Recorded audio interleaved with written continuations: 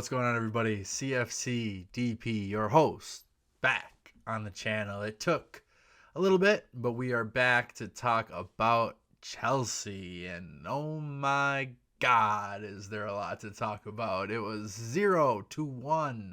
Borussia Dortmund took down Chelsea in the first leg of the round of 16 of the UEFA Champions League. Chelsea's last grasp over at a cup competition win after being trounced by Man City twice in the FA Cup and the Carabao Cup. So there's a lot to talk about today. Now, a lot of people are jumping off. They are taking a deep dive. They are sick and tired of Chelsea, but I'm here to be your voice of reason. My name is CFCDP. Anyway, so the game today was obviously a little bit of unluckiness. And I hate to use that word. I do, because Graham Potter gets in trouble for saying it all the time, that he is unlucky and the team is unlucky. But truly today, you can't say that it wasn't anything but unlucky. João Felix hits one but two off of the bar. The other one is just a miss in his position where he usually hits it. Goalkeeper from Dortmund, Kobel, is just saving everything. We are getting plenty of shots on target, but none seem to be going in. However, I take this as a win. And a lot of people are going to say, wait a minute, aren't you supposed to hold yourself to a higher standard as a Chelsea fan, you know? And yes, I do hold us into a high standard. However, this time I get it. This time around, I do not hold us in a high standard because we are in 10th place. We have a manager that came in midway. We have 7 new signings coming into the club that have played a total of 2 games together. I don't want to be the what if guy and the but guy, but I am, because I understand. We are at stage 1 of a rebuild. New manager, new owner, new sporting philosophy. They just hired their 2 new co-sporting directors in the January window.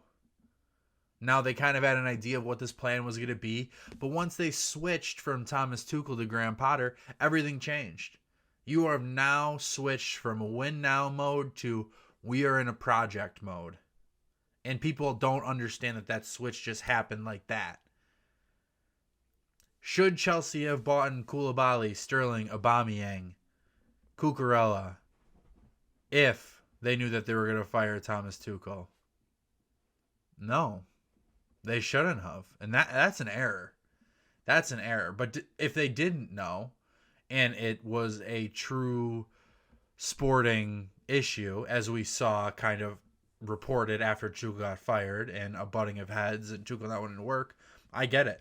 I throw that window completely out because they were purchasing for a win now team. They switched that. The second they got Graham Potter, they said, we're going to make this a project. We need sustainability. What we had before was not sustainable. Under Roman was not sustainable. This is going to be sustainable. So when you see the likes of Enzo, Mudryk, João Felix, hopefully long-term, Badiashile, Madueke, Carney, Andre Santos, hopefully this year, just understand that this is not to win now, because that ship is kind of gone. Man City is still at the top of their game. Now, yeah, you don't want to roll over and just say, assume Man City's going to win it, but they are going to win it. They are. They're that good. So why would you become a win now team when Man City's title window is still open and will be open for the next 1 to 2 years, at least, depending on how things shake up with Pep and this whole financial issue. So now Chelsea have the profile of 21 and under players, 22, 23, soon to be Nkunku is going to come in. Now you can slowly turn this into a win now thing. And Chelsea fans don't want to hear this, and I understand that. But this is a part of the process. Do not get upset because your expectations are Tuchel expectations and Roman expectations when that's not the ballpark we're playing in anymore. The spending is the same, yes. But the spending, let me promise you, will not be the same. after this next window and maybe next January's window. It won't be the same. It won't be, because they're buying now. They want to get these players now before the market's super inflated. It already is super inflated, but just wait. It's going to get more. Inflation is real. And around the world, inflation is real. So you see these players that are going for $40 million that are probably $17 million players a couple, like 5-6 years ago. Well, that's just the inflation of the dollar. As much as it's people paying more money for it, it's inflation of the money. It's not simply just, oh, well, now we're going to pay for $40 million for a player. No, that's just how much business has gone up. The Premier League has gone up.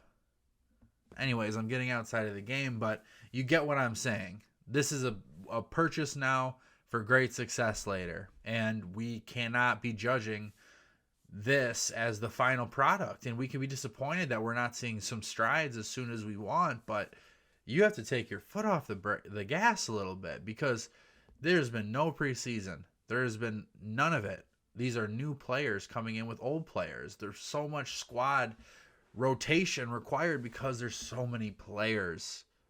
So just wait. Just wait. I think that the beginning of next year, you're going to see a Chelsea team that's going to hit the ground running in a system that they're ready to perform in based off of a preseason and 3 to 4 months right now of getting to know how Graham Potter wants to play football.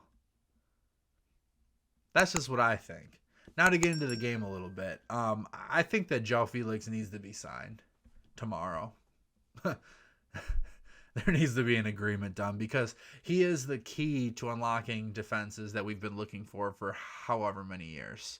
Now we are not finishing goals, which is another issue which we hope to resolve in the summer window, or just by getting better players, having them improve. But what I think is that João Felix is a creative masterpiece in the middle. His flair and arrogance with the ball is something that we haven't seen at Chelsea for so long now. But we got him, and he seems to like it here. Champions League, maybe not next year, but if you can get him to buy into this project long term, he solves a massive issue for you moving forward. And you don't have to worry about him not fitting into the squad because he's already there. This is why I love the loan move. This is why, if you could, with a £100 million player, I would love to take him on a 6-month loan every time before, because you do not know if these players are going to come good until you test him. Now, if you pay $100 for João Felix, which I don't know how much it's going to cost, if you pay $100 million for João Felix, that makes sense, because he has been so good on this team and been so important to our success thus far in 200 minutes. And I don't think it's going to change, but he's so good. Thought Koulibaly looked pretty good. Don't think he's a part of our long-term future, but with the squad limits and whatnot, I think that we're going to be able to recoup some of the fee for him.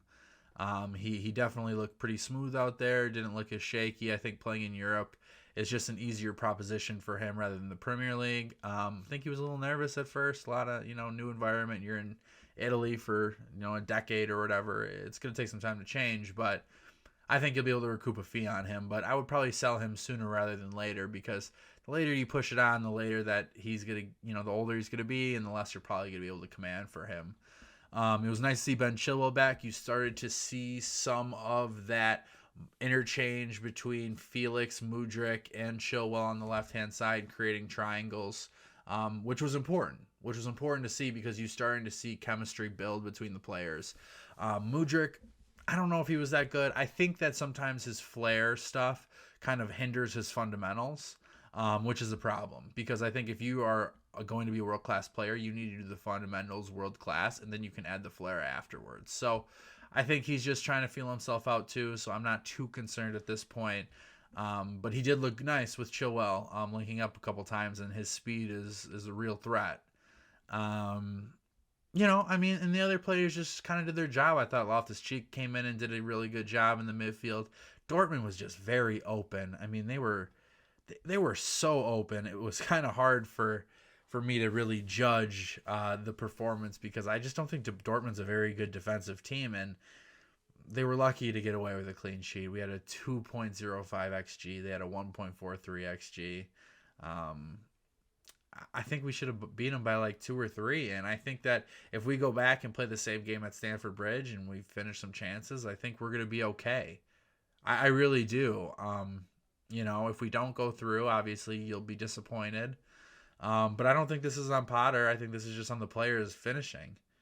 And I know that's been an issue at Chelsea for a while, and I think relying on João Felix to do that is something that we hope that he can do on a consistent basis. But you need him as a creative player, more so than a goal scorer. So hopefully you can couple him with somebody a little bit more for the back of the net. I think Nkunku could be that. I just don't see Kai Havertz as that long-term answer. As much as I love the guy, he's just I just don't think that that's a role for him, and I think his confidence is pretty shot at this point. So he did some good things coming back on the ball, but it wasn't really that much. He did have a nice interchange where Felix hit the post the first time, but I don't know.